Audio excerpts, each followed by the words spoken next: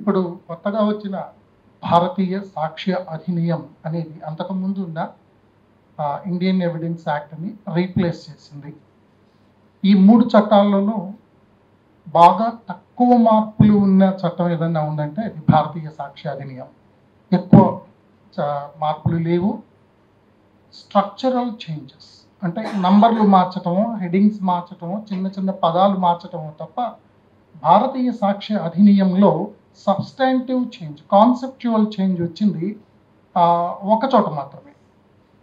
అది మన electronic evidence మీద మాత్రమే సబ్స్టాన్షియల్ చేంజ్ వచ్చింది, కాన్సెప్చువల్ చేంజ్ వచ్చింది.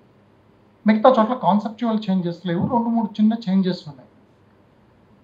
అయితే ఈ చట్టం కొత్తగా రాసే అవకాశం ఉన్నప్పుడు ఆ అవకాశాన్ని ఏ కారణం వలనో ఆ అవకాశాన్ని సద్వినియోగం చేసుకోవటం జరగలేదు. నేను చెప్పినట్టు కాన్సెప్చువల్ చేంజ్ రాలేదు, కానీ చట్టం గురించి చట్టాన్ని మారుస్తున్న ప్రతి చోట దాదాపు అనేక మార్పులు కనపడతాయి. దాంట్లో సబ్స్టాన్షియల్ చేంజెస్ లేవు, మైనర్ చేంజెస్ అంటున్నాను. కానీ ఆ చేంజెస్ ఏంటంటే ప్రతి చోట ఎవ్రీ పాయింట్ టెక్నాలజీని ఇన్కార్పొరేట్ చేసుకుంటూ వెళ్ళారు. ది వర్డ్ టెక్నాలజీ అంటే వీడియో కాన్ఫరెన్సింగ్ కానివ్వండి, లేకపోతే ఎలక్ట్రానిక్ రికార్డ్ అని, కానీ ప్రతి చోట చాలాసార్లు ఈ పదాన్ని వాడుకుంటూ వెళ్ళాల్సి వచ్చింది. దానికి కారణం ఏంటంటే ఇప్పుడు మనందరం వర్చువల్ వరల్డ్లో ఉన్నాం. వర్చువల్ వరల్డ్లోనే మన జీవితాలు నడుస్తున్నాయి. ఉదాహరణకి మన ఆధార్ కార్డ్, మీ ఆధార్ కార్డులో ఉన్న మీ పేరు మీరు ఇంకో చోట టైప్ చేసేటప్పుడు చిన్న కామా యాడ్ చేసినా, లేకపోతే ఒక వర్డ్ స్పెల్లింగ్ మారినా కూడా అది మీరు కాదు అంటారు. మీరు ఫిజికల్గా మీరే, కానీ మీ ఆధార్ కార్డుకి మ్యాచ్ కాకపోతే మీరు కాదు. సో మన existence is taken over by technology. మన టెక్నాలజీ మన ఎగ్జిస్టెన్స్ని అంటే ఇప్పుడు మనం కూడా దాన్ని దూరంగా ఏం లేవు. అంటే మనం అన్ని ట్రాన్సాక్షన్స్ కామర్స్ చేస్తున్నాం, గవర్నెన్స్ జరుగుతుంది. That is what is happening. యాక్చువల్గా మన ఇన్ఫర్మేషన్ టెక్నాలజీ ఆబ్జెక్టివ్స్ కూడా మనకు తెలిసి గవర్నెన్స్ అండ్ కామర్స్. కాబట్టి ఈ ట్రాన్సాక్షన్స్ అన్నీ మనకు ఎప్పుడైతే ఎలక్ట్రానిక్ ఫామ్లో జరుగుతున్నాయో, డిస్ప్యూట్స్ వచ్చినప్పుడు ఇన్నెవిటబుల్గా మన ఎవిడెన్స్ అంతా కూడా ఎలక్ట్రానిక్ ఫామ్లోనే ఉంటుంది.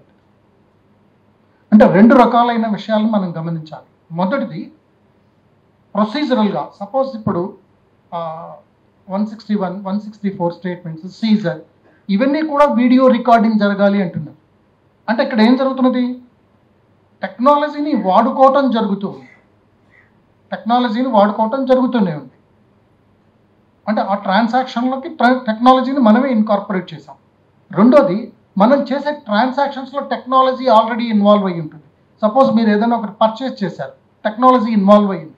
మీరు ఒక మెయిల్ పంపించారు, టెక్నాలజీ ఇన్వాల్వ్ అయ్యింది. ఒక వాట్సాప్ పంపించారు, టెక్నాలజీ ఇన్వాల్వ్ అయ్యింది. ఇప్పుడు మీరు చేసిన ఈ ట్రాన్సాక్షన్ ఎవిడెన్స్గా అవుతున్నది ఒకటి. రెండోది, మనం చేసే ట్రాన్సాక్షన్స్లోకి టెక్నాలజీని తీసుకురావటం ఒకటి. ఈ 2 రకాలుగా చూసినప్పుడు మనకు టెక్నాలజీ నుంచి మనం తప్పించుకోలేము.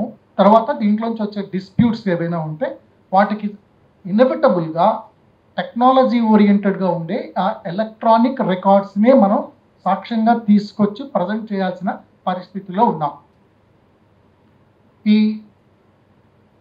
దీని కాంటెక్స్ట్, ఈ కాంటెక్స్ట్లో ఈ చట్టాలు రాయడంలో కొంత హేస్టీనెస్ కనపడుతుంది నాకు.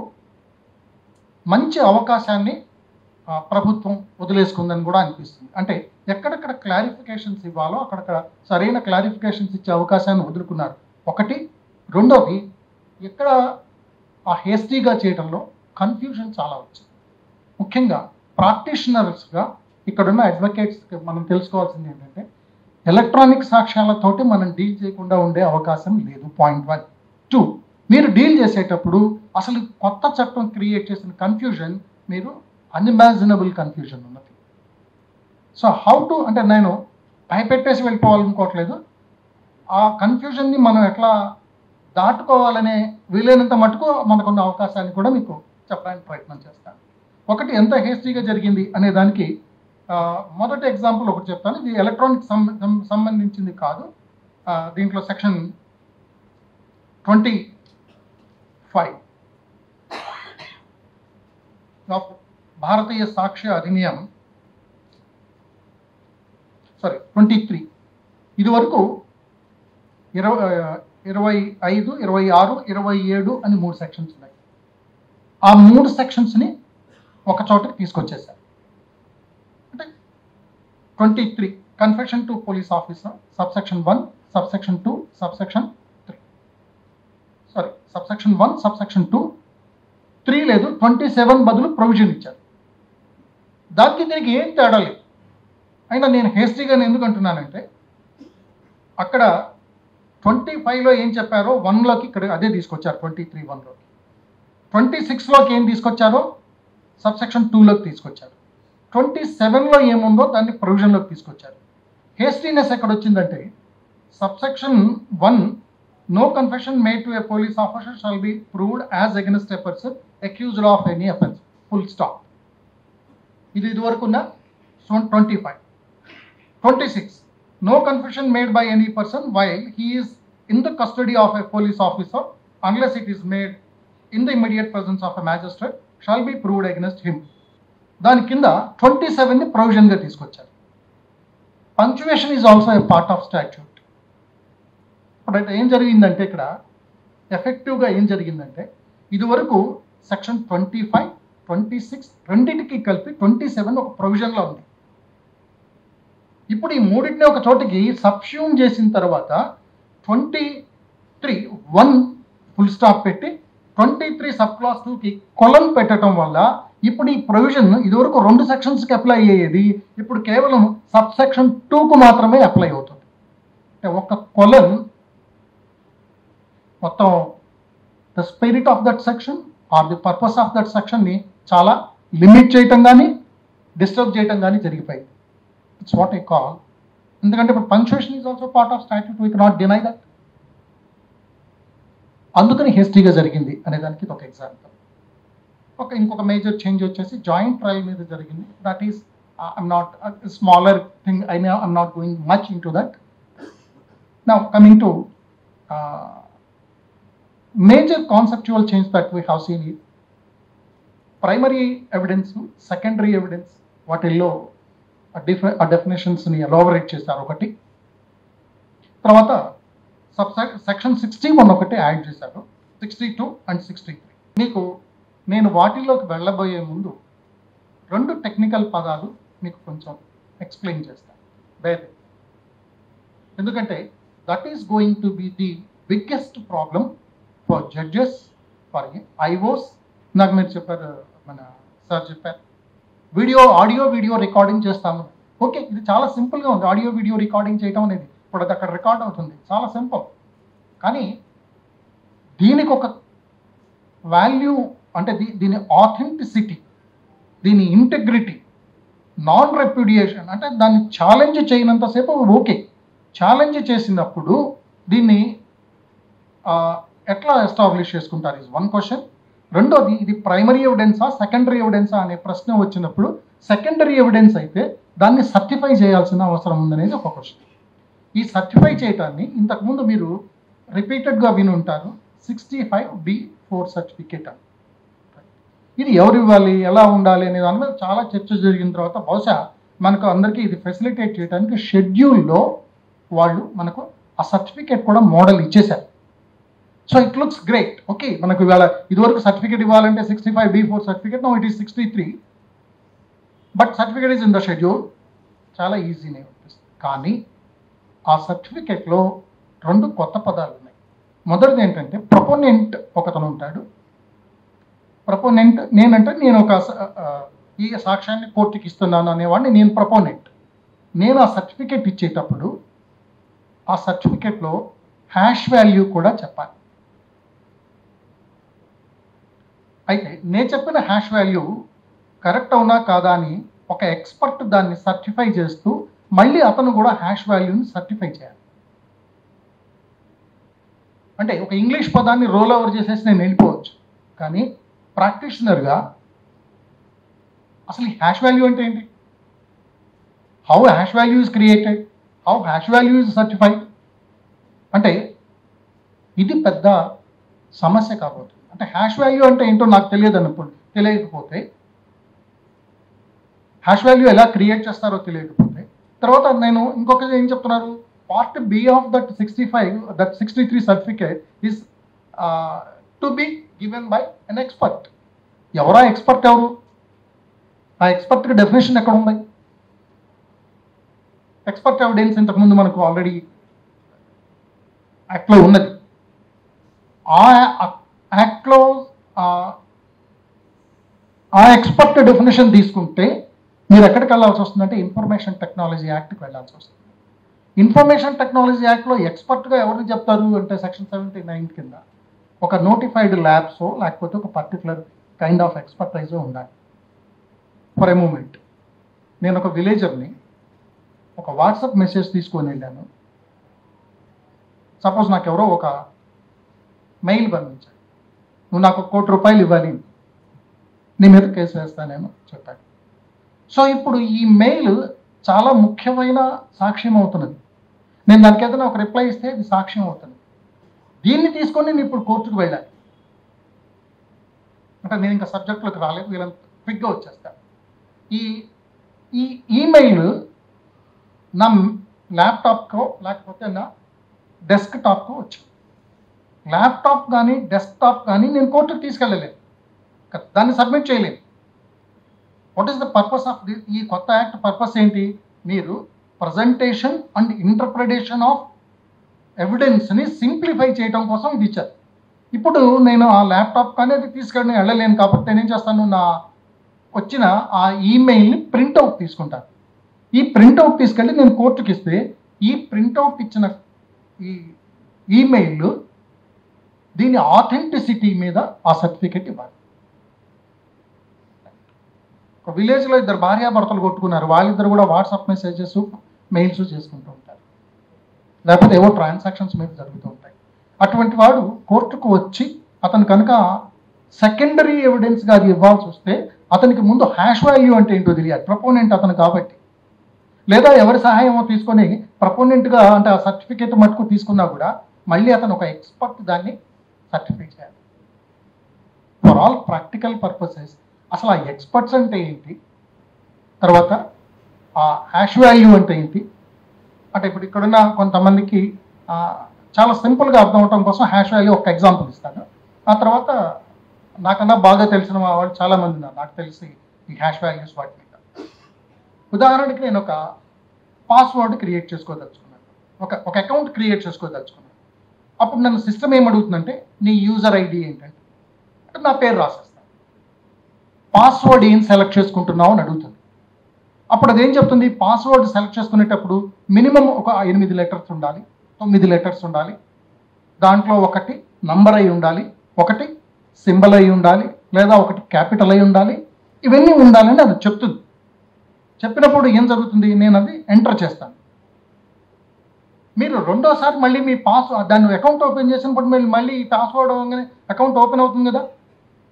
ఎలా అవుతుంది అది అంటే మీరు ఫస్ట్ టైం చేసినప్పుడు మళ్ళీ మీకు ఆ ప్రాసెస్ చెప్తున్నాను. మీరు అలా టైప్ చేసిన తర్వాత అది కింద ఇంకొక వర్డ్ అడుగుతుంది, confirm the password. First create చేసుకునేటప్పుడు మాత్రం అడుగుతుంది కన్ఫర్మ్, రైట్? అంటే ఏంటి, మీరు ఏది టైప్ చేశారో ఒక ఎన్క్రిప్షన్ మోడ్లో దీనికి కంప్యూటర్ బేస్లో ఒక వాల్యూ క్రియేట్ అవుతుంది. అంటే మీరు ఏది టైప్ చేశారో దానికి ఒక వాల్యూ క్రియేట్ అవుతుంది. హ్యాషింగ్ అంటే ఏంటంటే జగ్లరీ లాగా, అంటే ఒకవైపు ఒకటి అంతా మార్చేసేది హ్యాషింగ్. ఒక ఎన్క్రిప్షన్, దాన్ని ఎవడు కాపీ కొట్టకుండా ఉండటం కోసం మీ కంప్యూటర్ ఏం చేస్తుందంటే మీరు ఆ పాస్వర్డ్ టైప్ చేసినప్పుడు దానికి ఒక వాల్యూ క్రియేట్ చేస్తుంది. అది ఆల్ఫా న్యూమరికల్లోనో దాని సిస్టమ్ ప్రకారం అది ఒక వాల్యూ క్రియేట్ చేస్తుంది. మీరు కన్ఫర్మ్ చేసినప్పుడు మళ్ళీ అదే చేస్తారు కదా, అప్పుడు ఏమనుకుంటుంది అది, ఎస్ ఇతను ఇంతకు ముందు క్రియేట్ చేసిన పాస్వర్డ్ని ఇదే ఓపెన్ చేయొచ్చు, ఇట్ ఈస్ కన్ఫర్మ్డ్.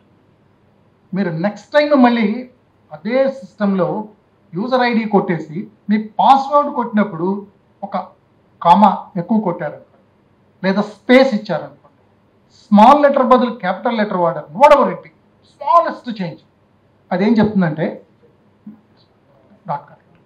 అంటే ఎందుకని, దేంతో కంపేర్ చేసింది? మీ డేటాబేస్లో ఆల్రెడీ ఇంతకుముందు మీరు ఈ యూజర్ ఐడికి క్రియేట్ చేసిన పాస్వర్డ్ పైన యూజర్ ఐడి కరెక్ట్ అయింది కానీ కింద పాస్వర్డ్ మ్యాచ్ కాలేదు. ఆ క్రియేట్ చేసిన దాన్ని హ్యాష్ వాల్యూ ఉంటాం.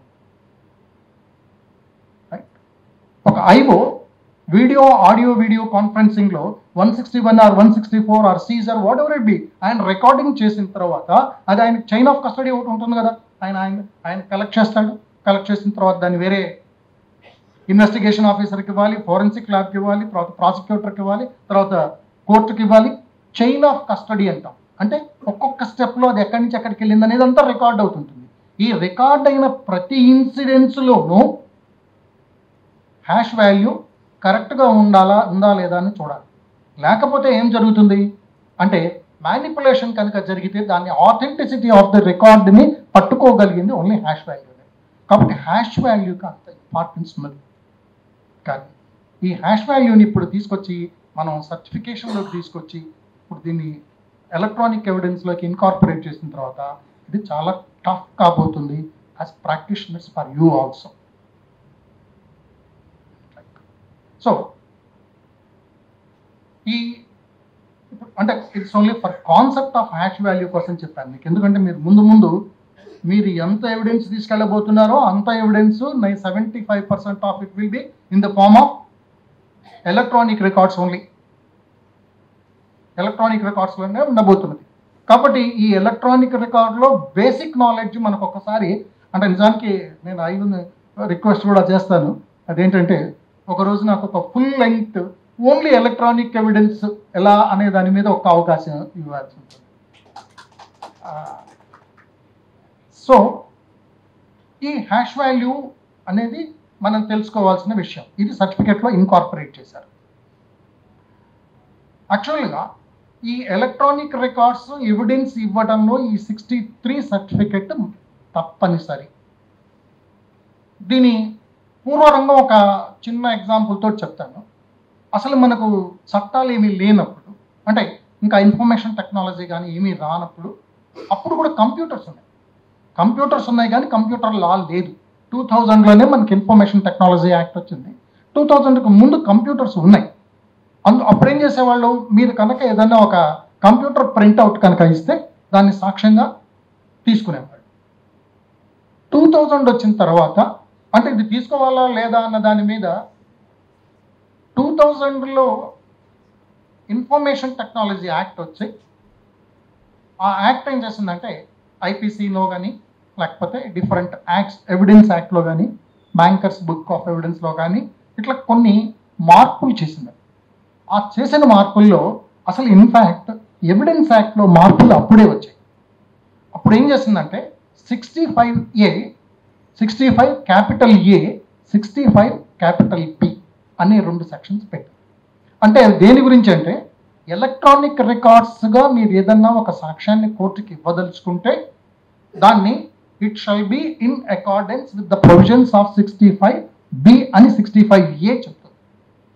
అంటే electronic records may be proved అని వర్డ్ ఉంది. అప్పుడు నవజోత్ సంధు కేసుకు వచ్చేసరికి సుప్రీంకోర్టు ఏం చెప్పిందంటే ఈ 65A అండ్ 65B అనేవి మ్యాండేటరీ కాదు, మే బీ ప్రూవ్డ్ అన్నారు. కాబట్టి మీరు other forms of proving secondary evidence already ఉంది కదా, కాబట్టి other forms of proving secondary evidence ఏదైతే ఉందో మీరు ఈ 65A కింద B కింద ప్రూవ్ చేసుకోకర్లేదు. The other form of proving secondary evidence ఏదైతే ఉందో ఆ ప్రూవింగ్ దాన్ని సెకండరీ ఎవిడెన్స్గా కన్సిడర్ చేసి ఆ రకంగా మీరు ప్రూవ్ చేసుకోవచ్చు అని నవజోత్ సంధులో మనకు చెప్పారు. కానీ 2014 most landmark judgement in electronic evidence Anvar versus Basheer కేసులో సుప్రీంకోర్టు ఏం చెప్పిందంటే 65A అండ్ 65B ఆ రెండు though they are part of the Indian evidence act, they are code unto themselves. ఆ రెండు కోడ్ ఎక్స్క్లూజివ్గా ఫర్ ఎలక్ట్రానిక్ రికార్డ్స్. కాబట్టి if you are submitting any electronic record it must be under the provisions of 65 capital A 65 capital B and there should be a certificate as prescribed under 65B. 65Bలో 4 sub clauses ఉంటాయి. B1 65Bలో 1, 2, 3, 4. ఆ 4లో certificate format చెప్పారు, certificate components చెప్పారు, sub format కాదు, sorry. So Anwar versus బషీర్లో అది జరిగింది. కానీ 2017కి వచ్చేసరికి షఫీ మహమ్మద్లో ఏం చేశారంటే, ఒకవేళ మీకు ఆ రికార్డ్స్, ఆ యాక్సెస్ ఇదంతా ఏం దొరకకపోతే, ఒకవేళ మీరు అలా ఇవ్వలేకపోతే 65AB ఫార్మాట్లో పర్వాలేదు, ఐదర్ వే మీరు ఇవ్వకపోయినా పర్వాలేదు, మీరు ఇవ్వలేరు అనేది ఒక అఫిడవిట్లా ఇస్తే. So they diluted the spirit of 65A and B in Shafi Mohammad. తర్వాత లేటెస్ట్ జడ్జిమెంట్ అర్జున్ పండిట్ రావు. అర్జున్ పండిట్ రావుకి వచ్చేసరికి this is very very clear. వాళ్ళకి ఇంకా సుప్రీంకోర్టుకి చాలా క్లియర్గా అర్థమైంది ఏంటంటే, అర్జున్ పండిట్ రావు కేసుకి వచ్చేసరికి మీరు 65A 65B ప్రకారమే మీరు ఎవిడెన్స్, ఎలక్ట్రానిక్ ఎవిడెన్స్ని సబ్మిట్ చేయాలి. దీనికి ఎక్సెప్షన్ ఏమీ లేదు, చాలా క్లియర్. సో ఇప్పుడు మనం ఎక్కడికి వచ్చామంటే, ఎలక్ట్రానిక్ రికార్డ్ని సబ్మిట్ చేయాలంటే 65A and 65B ప్రకారం చేయాలి. అంత మటుకు క్లియర్ మనకు. అయితే ఈ కొత్త యాక్ట్ అది దేనికి సంబంధించి అంటే 65 ఎలక్ట్రానిక్ రికార్డ్స్కి సంబంధించి అని మనకు దాంట్లో ఉన్నది కదా. ఇప్పుడు ఆ స్పెషల్ ప్రొవిజన్స్ తీసేశారు, 65A and 65B తీసేశారు. తీసేసి ఎలక్ట్రానిక్ రికార్డుని కూడా డెఫినేషన్ ఆఫ్ ఎవిడెన్స్లో it is also a document అనేసారు. సో మీరు ఒక డాక్యుమెంట్ని ఎలా సబ్మిట్ చేస్తారో అట్లనే సబ్మిట్ చేస్తారు. They equated the value of electronic record or they equated the electronic record to or with any other డాక్యుమెంట్గానే తీసుకుంటున్నారు. అందువల్ల 65A 65Bలకి స్పెషల్ ప్రొవిజన్స్ ఆఫ్ ఎలక్ట్రానిక్ రికార్డుకి ఇచ్చిన దాన్ని తీసేశారు. అయితే 63 ఫామ్లో అది మళ్ళీ కనబడుతుంది. సెక్షన్ 63 ఫామ్లో స్టిల్ ఇట్ ఈస్ దేర్. అయితే ఇక్కడ మనం తెలుసుకోవాల్సినవి చాలా ముఖ్యమైన, అంటే షార్ట్ టైం ఉంది కాబట్టి, మొదటిది ఇన్ఫర్మేషన్ టెక్నాలజీ యాక్ట్ కంప్యూటర్, మన scope of information technology act ఏం చేసిందంటే, మామూలుగా it extends to whole India అని అట్లా ఉంటుంది కదా. కానీ ఆ యాక్ట్లో మీరు చూస్తే అది any computer in the world, ప్రపంచంలో ప్రతి కంప్యూటర్కి అది applicable. 2, anybody doing a breach of the computers or the provisions of that act are subjected to the jurisdiction. ఈ యాక్ట్ జ్యూరిస్డిక్షన్లోకి ప్రపంచంలో ఎవరు ఎక్కడ ఉన్నా వస్తారు. రెండోది, ప్రపంచంలో అన్ని కంప్యూటర్స్ ఈ చట్టం కిందకి వస్తాయి. So it's has a universal nature. ఎప్పుడైతే మీరు ఆ కంప్యూటర్కి యూనివర్సల్ నేచర్ ఇచ్చారో, మీ ఎలక్ట్రానిక్ రికార్డ్స్కి కూడా ఒక యూనివర్సల్ నేచర్ ఉన్నది,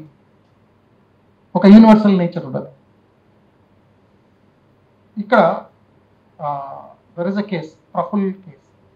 అందులో ఒక డాక్టర్ గారి ఎవిడెన్స్ రికార్డ్ చేశారు. He is in some other country. So మీరు ఎలక్ట్రానిక్ రికార్డ్ జరిగింది, ఎలక్ట్రానిక్ రికార్డ్ క్రియేట్ చేశారు. Suppose there is a possibility of a contempt, there is a possibility of perjury by the person. అక్కడి నుంచి ఆ సాక్ష్యం ఇస్తున్న ఆయన పెర్జురీ కానీ, కంటెంప్ట్ కానీ, ఎనీ అదర్ థింగ్ చేయటానికి అవకాశం ఉంది. మరి ఈ వీడియో రికార్డింగ్ మీద నేను బేస్ చేసుకొని ప్రొసీడ్ అయినప్పుడు, if I come to know that he did some perjury or he is subjected himself to some contempt, అంటే ఆయన్ని ఇక్కడికి తీసుకురాగలనా? అన్లెస్ మనకు ఈ ఎక్స్ట్రాడిషన్ ట్రీటీ ఉంటే తప్ప, అక్కడి నుంచి వాళ్ళని తీసుకొచ్చే ట్రీటీ ఆ కంట్రీతో ఉంటే తప్ప, నేను ఇటువంటి electronic evidence of a person residing in some other country, దానికి అంత వ్యాలిడిటీ లేదు. ఈ చట్టం చేసేటప్పుడు సుప్రీంకోర్టు మనకు అప్పుడే ఇండికేట్ చేసింది, మీరు దీన్ని క్లారిఫై చేయండి, దట్ ఈస్ అన్ ఆపర్చునిటీ. ఇప్పుడేమో ఈ చట్టం దాని గురించి ఏం మాట్లాడదా, అంటే మీరు ఎక్కడి నుంచి ఎలక్ట్రానిక్ రికార్డ్ చేసుకోవచ్చు. ఎందుకని మీరు ఎవిడెన్స్, ఈ యాక్ట్ ఎవిడెన్స్ని చేసేటప్పుడు evidence means all statements including statements given electronically. ఎలక్ట్రానిక్గా ఇచ్చిన స్టేట్మెంట్స్ కూడా ఎవిడెన్స్. ఎలక్ట్రానిక్గా ఎక్కడి నుంచి వచ్చి ఎక్కడి నుంచైనా ఇవ్వచ్చు. కానీ ఆ ఇచ్చిన పర్సన్ పెర్జరీ చేసినా లేకపోతే ఇంకేదైనా చేసినా కూడా, కంటెంప్ట్ అయినా కూడా నేను దాన్ని ఏమి యాక్షన్ తీసుకోలేని పరిస్థితి. కాబట్టి అప్పుడు ఏం ప్రికాషన్ తీసుకొని ఉండాల్సింది, ఓన్లీ ది కంట్రీస్, అంటే ఎలక్ట్రానిక్ ఎవిడెన్స్ కనుక నేను రికార్డ్ చేయాల్సి ఉంటే only the people who are living or in the countries that which India has a treaty ఉంటుంది. సో దీంట్లో ఈ ప్రైమరీ ఎవిడెన్స్ మీకు నేను ఒక మొబైల్లో ఒక విషయం రికార్డ్ చేశాను. నేను దీనికి వెళ్ళబోయే ముందు ఇక్కడ ఉన్న ప్రాక్టీషనర్స్కి అసలు ఇంపాక్ట్ ఆఫ్ టెక్నాలజీ గురించి ఒక్క ఎగ్జాంపుల్ ఇచ్చేసి తర్వాత ఉంటాను. ఇది అంటే ఎక్కువ రిఫర్ చేయకూడదు కాబట్టి ఒక నైబరింగ్ కంట్రీలో ఒక ఫైనాన్షియల్ ఇన్స్టిట్యూషన్లో జరిగిన ప్రాక్టికల్ ఇన్సిడెంట్ చెప్తున్నాను. హైయెస్ట్ ఒక senior officer or very high పొజిషన్లో ఉన్న ఒక ఆఫీసరు ఆ బ్యాంకులో తన దగ్గర ఉన్న క్లర్క్ను, నెక్స్ట్ లెవెల్ అతను, నువ్వు ఈ ఫండ్స్ ట్రాన్స్ఫర్ చేయి, ఈ అకౌంట్ నుంచి ఈ అకౌంట్కి ట్రాన్స్ఫర్ చేయమని. He side okay. పైనుంచి ఆఫీసర్ చెప్పాడు, టెలిఫోన్లో చెప్పాడు ఆయన. అమౌంట్ చాలా పెద్దదిగా ఉండటం వల్ల ఆ ఆఫీసర్ ఏమన్నాడంటే, సార్ మీరు ఓరల్గా కాదు, నాకు ఈమెయిల్ అన్న రిటర్న్గా ఇవ్వండి. ఓ ఈ సైడ్ గుడ్. ఈమెయిల్ ఇచ్చాడు. ఈమెయిల్ ఇచ్చినా కూడా రేపొద్దున నేను అనవసరంగా ఇరుక్కుంటానేమో అని ఇతను, అట్లా కాదు సార్, డైరెక్ట్గా మీతో నాకు ఒక కాన్ఫరెన్స్ కాల్ పెట్టుకుంటే right, video conferencing. So video conferencing ఆ ఆఫీసర్ ఏదో ప్లేస్లో ఉంటాడు. ప్లేస్ అంటే ఆ ఆఫీస్ ప్రెమిసెస్లో వైస్ చైర్మన్ అనుకోండి, vice chairman chamber, vice chairman assistant, vice chairman steno అంతా ఉంటారు కదా. సో ఇతను కాన్ఫిడెన్స్ ఉంటుంది కాబట్టి అతను ఆ కేర్ తీసుకొని ఏం చెప్పాడంటే, ఆ కాన్ఫరెన్స్ జరిగింది, కాన్ఫరెన్స్లో వైస్ ప్రెసిడెంట్ కనిపించాడు, అవని చెప్పాడు. సో ఈయన ఏమనుకున్నాడు, గుడ్, ఆథెంటిసిటీ క్లియర్గా కనబడుతుంది.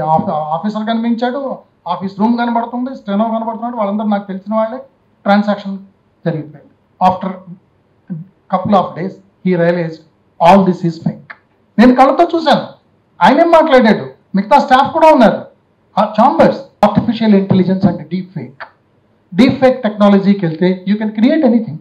ఎంత దూరం వెళ్తున్నది అనే దానికి ఇది ఎగ్జాంపుల్. ఇప్పుడు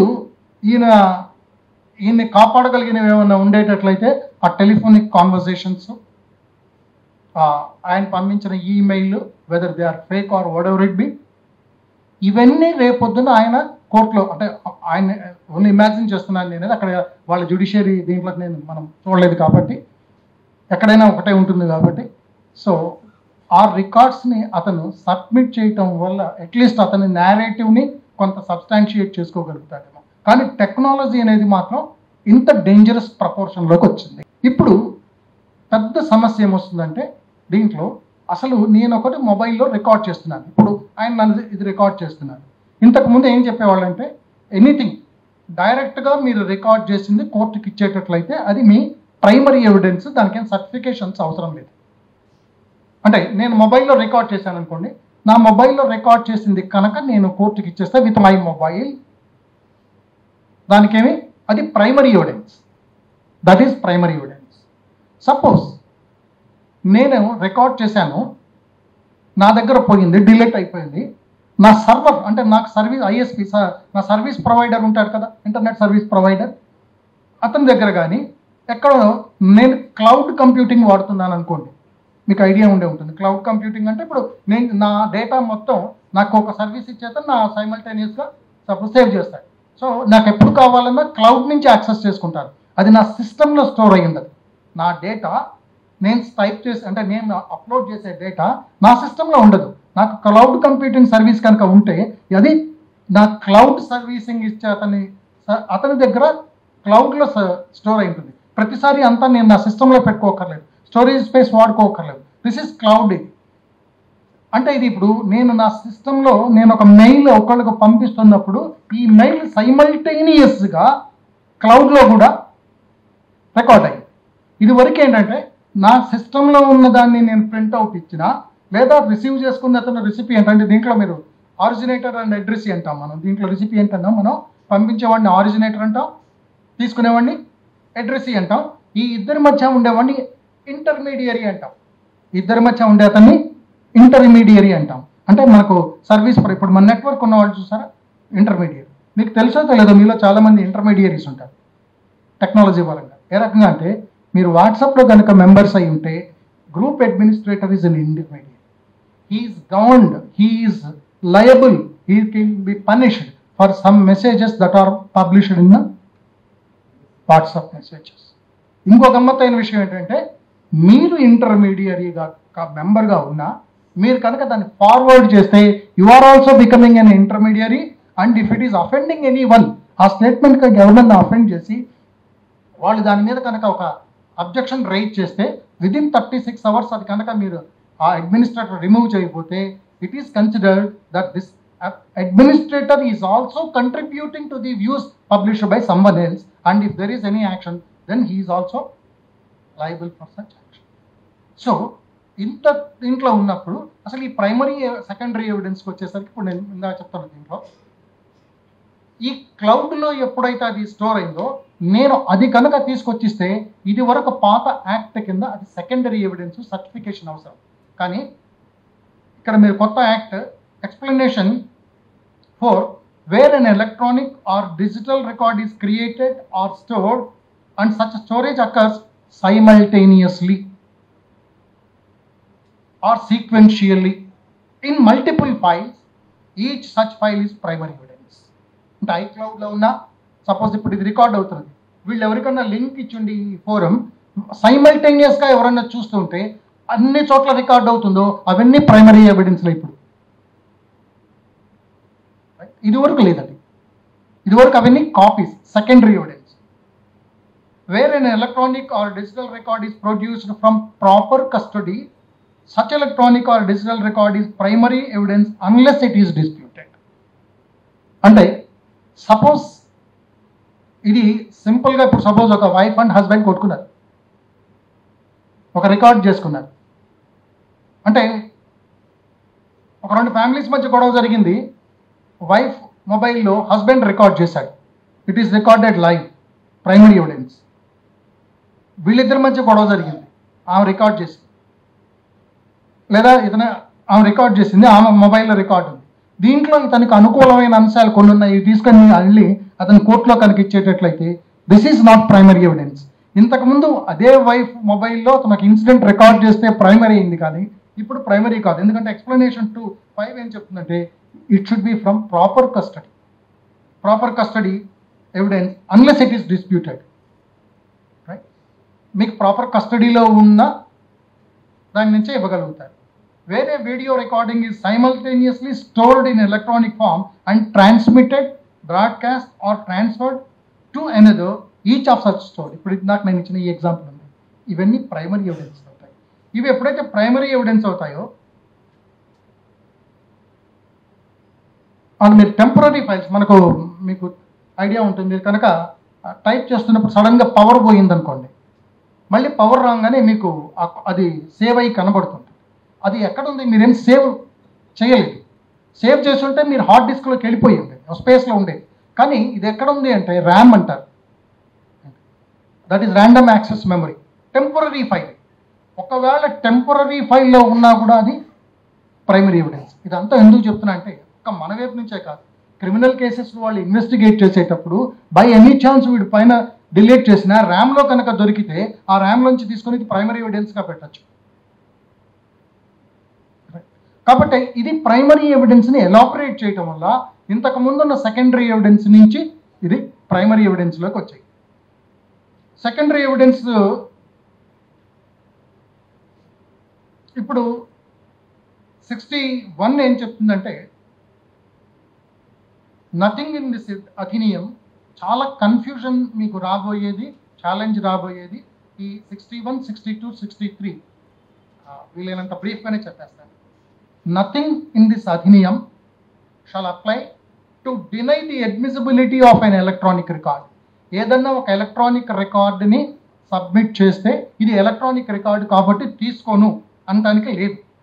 on the ground that it is an electronic or digital record and such record shall subject to section 63. ఇక్కడ రైడర్ పెట్టాడు, subject to section 63 have the same legal effect, validity, enforceability of the other document. అంటే ఇది ఇంతకుముందు లేదు evidence యాక్ట్లో, ఇది కొత్తగా add చేశారు. ఇది admissibility of the electronic రికార్డుని 61 emphasize చేసింది, యాడ్ చేశారు. అంటే యాజ్ పర్ 61 మీరు ఒక ఎలక్ట్రానిక్ రికార్డ్ ఇస్తే దాన్ని డినై చేయడానికి లేదు. The contents of 62, the contents of electronic records may be proved in accordance with the provisions of 63. This is the biggest challenge.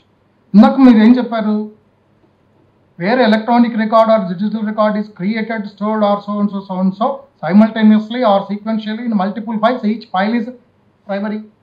If it is transmitted ఎక్కడికి వెళ్తే అదంతా primary.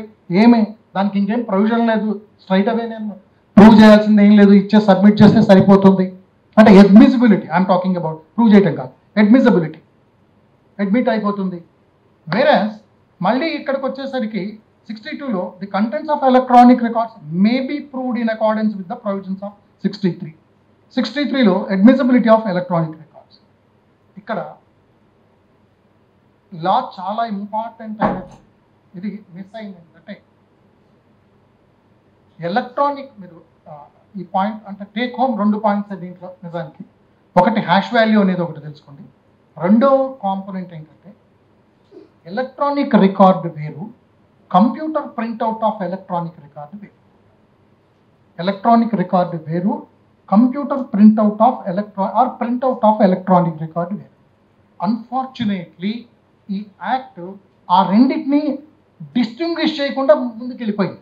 అంటే ఆన్ వన్ హ్యాండ్ 61 కింద electronic record admissible అనేసింది, 62కి వచ్చేసి it should B governed by the provisions of 63 అన్నది. రెండు చోట్ల అదే పదం వాడింది, ఎలక్ట్రానిక్ రికార్డ్ అని. సో కన్ఫ్యూజన్ ఏముంటుందంటే ఎలక్ట్రానిక్ రికార్డ్స్ అన్ని కనుక ప్రైమరీ అయితే 63 ప్రొవిజన్ సర్టిఫికెట్స్ ఎందుకు నేను స్ట్రైట్గా ఇవ్వచ్చు కదా. అడ్మిసిబిలిటీ కూడా 61లో వెల్ డిఫైన్డ్ కదా. అదర్వైజ్ అన్ని ప్రొవిజన్ ఎవిడెన్స్ డిఫైన్ చేసినప్పుడు all the documents including electronic records ఉన్నాయి కదా. అంటే వీళ్ళు చేసిన ఈ చట్టం ఎక్స్ప్లెయిన్ చేసేటప్పుడు అడ్మిసిబిలిటీ ఆఫ్ ఎలక్ట్రానిక్ రికార్డ్స్ అని చెప్పకుండా admissibility of electronic records in the form of computer printouts అని చెప్పాల్సింది. అంటే మీరు స్ట్రైట్ అవే రికార్డ్ చేసుకున్న మొబైల్లోది కానీ మీరు ఏదైనా కానీ స్ట్రైట్గా కోర్టుకి ఇస్తే అది ప్రైమరీ ఎవిడెన్స్, దానికి ఏమీ సర్టిఫికేషన్స్ అవసరం లేదు. Notwithstanding anything contained in this adhinayam, any information contained in an electronic record which is printed on paper, stored, recorded or copied in optical or magnetic media or semiconductor memory which is produced by a computer or any communication device. అంటే గ్రాడ్యువల్గా ఒక భయం technology గురించిన బెదురు వచ్చేసాయి. ఇంతకుముందు ఏం చెప్పారు, కంప్యూటర్ అంటే గ్రాడ్యువల్గా డెఫినేషన్ మారుతూ వచ్చింది. Wherever you use algorithms it is computer అనేదాకా వచ్చేసారు. అయినా ఎందుకైనా మంచిది ఎవిడెన్స్ యాక్ట్లో మాత్రం అంటే మొబైల్ కూడా computer, mobile is also computer. Still ఏం చేశారంటే కాషస్గా అబండెంట్ కాషన్ తోటి anything which is printed on paper, stored, recorded, copied in optical or magnetic media or semiconductor industry which is produced by a computer or any communication device. అంటే ఒకవేళ మీరు ఎవరన్నా communication డివైస్ని computer కాదంటారేమో అని దాన్ని మళ్ళీ emphasize చేస్తూ add చేశారు. దానికన్నా కూడా or otherwise stored, record, copied in any electronic form.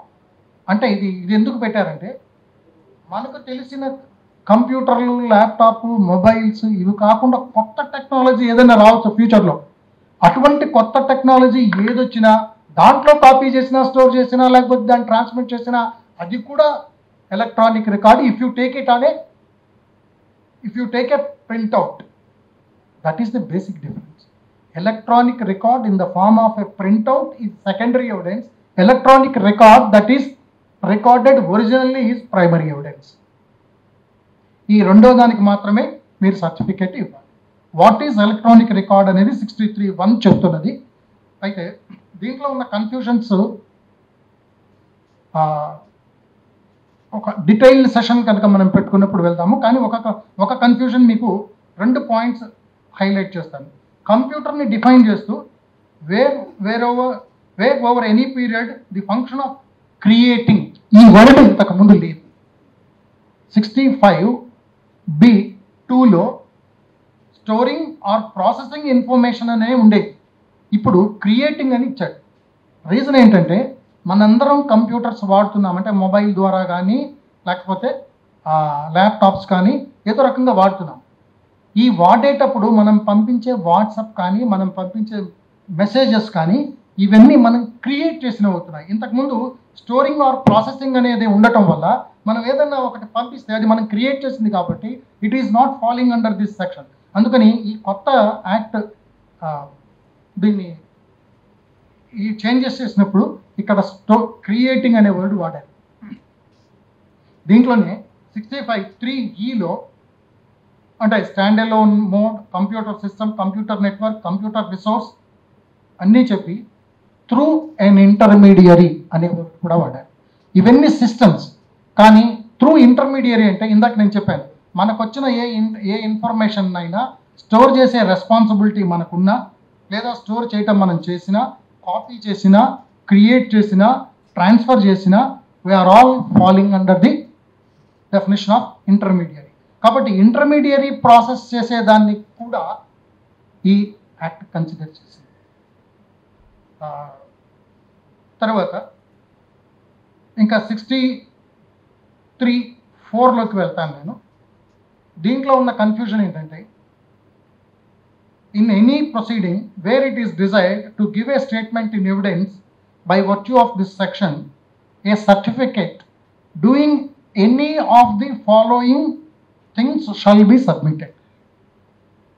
అంటే any of the following things ఏమున్నాయి అంటే 3 ఉన్నాయి.